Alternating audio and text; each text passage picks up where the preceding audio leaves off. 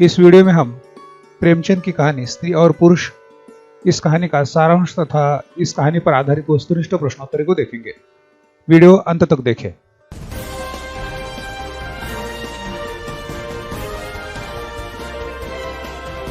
आइए सबसे पहले स्त्री और पुरुष इस प्रेमचंद की कहानी का सारांश देखते हैं।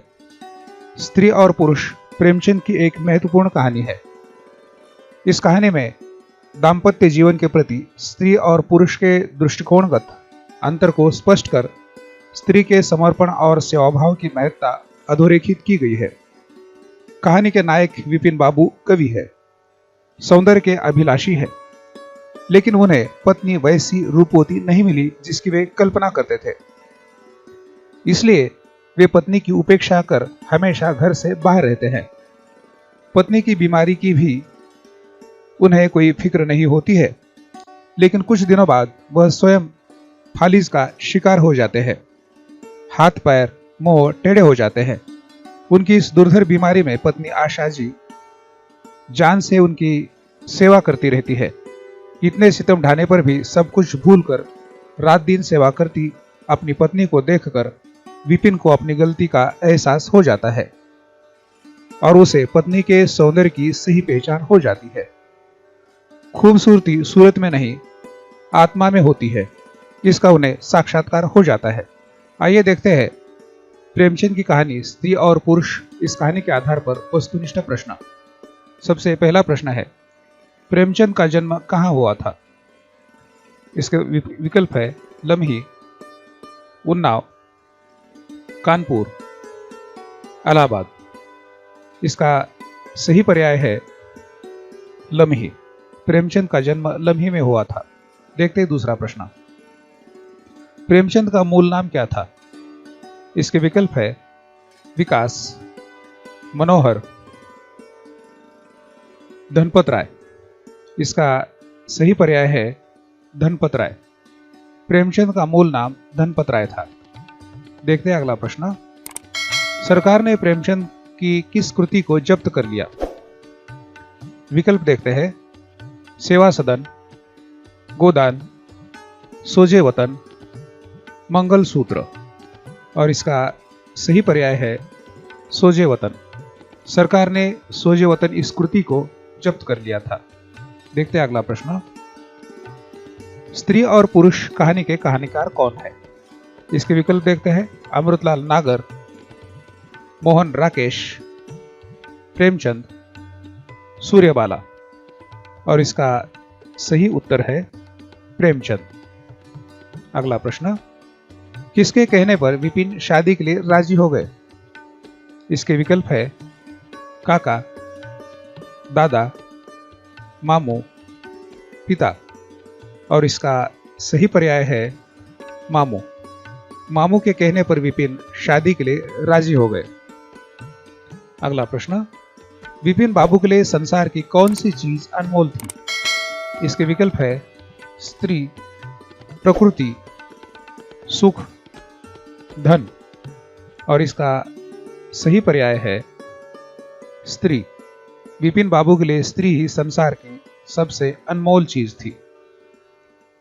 अगला प्रश्न। विपिन बाबू की पत्नी का नाम क्या था? इसके विकल्प है निशा, उषा, आशा, कोमल। और इसका सही उत्तर है आशा। विपिन बाबू की पत्नी का नाम आशा था। अगला प्रश्न। किसी डॉक्टर से मेरी सूरत क्यों नहीं बनवा देते? यह कथन किसका है? इसके विकल्प है आशा, उषा, मनीषा, माया। और इसका सही पर्याय है आशा। किसी डॉक्टर से मेरी सूरत क्यों नहीं बनवा देते, यह कथन आशा का है, जो कि विपिन की पत्नी है। अगला प्रश्न। विपिन को कौन सी बीमारी थी? इसके विकल्प है ट्यूमर, बुखार, फालिज, भूलने। इसका सही पर्याय है फालिज। विपिन को फालिज की बीमारी थी। देखते हैं अगला प्रश्न। विपिन की बीमारी में उसकी दिन रात सेवा किसने की? इसके विकल्प है आशा, उषा, माता, मनीषा। और इसका सही उत्तर है आशा। विपिन की बीमारी में उसकी दिन रात सेवा उनकी पत्नी आशा ने की। अगला प्रश्न, किसकी बीमारी कम होने के लिए आशा ने देवी से मनौती मांगी? इसके विकल्प है विपिन बाबू, पिता, ससुर, भाई, और इसका सही पर्याय है विपिन बाबू। देखते हैं अगला प्रश्न, रूप के बदले मुझे उनकी आत्मा मिल गई, यह कथन किसका है? विकल्प देखते हैं नीलू, बुआ, आशा, शिवराज, और इसका सही उत्तर है आशा। रूप के बदले मुझे उनकी आत्मा मिल गई, यह कथन विपिन बाबू की पत्नी आशा के है। अगला प्रश्न, तुम उसकी सूरत देखते हो और मैं उसकी आत्मा देखता हूं, यह वाक्य किसने कहा? इसके विकल्प है विपिन बाबू, विपिन के दोस्त, विपिन का पड़ोसी, विपिन का मामा। इसका सही पर्याय है विपिन बाबू। तुम उसकी सूरत देखते हो और मैं उसकी आत्मा देखता हूं, यह वाक्य विपिन बाबू का है। तो इस प्रकार प्रेमचंद की कहानी स्त्री और पुरुष आपकी समझ में आई होगी। वस्तुनिष्ठ प्रश्नों को आप 2 या 3 बार देख सकते हैं।